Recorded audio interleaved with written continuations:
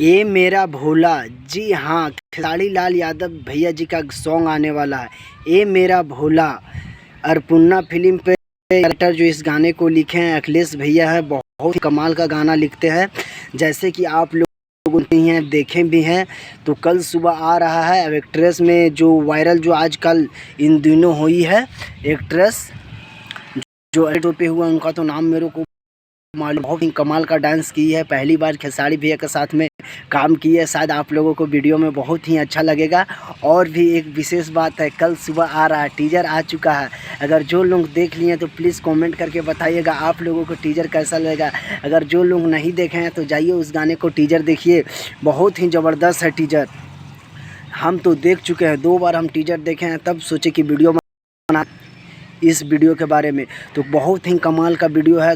अगर हमारे चैनल पे अगर आप लोगों अगर पहली बार है तो प्लीज़ सब्सक्राइब कर लीजिए। इस सागर भाई को भी ज़्यादा से ज़्यादा आप लोगों प्यार दुलार और सपोर्ट कीजिए। जी हाँ, अगर आप लोगों जाइए खेसारी भैया को, उस गाने को सुबह आ रहा तो आप लोगों सुनिए और ढेर सारा खेसारी भैया को प्यार दुलार आशीर्वाद दीजिए।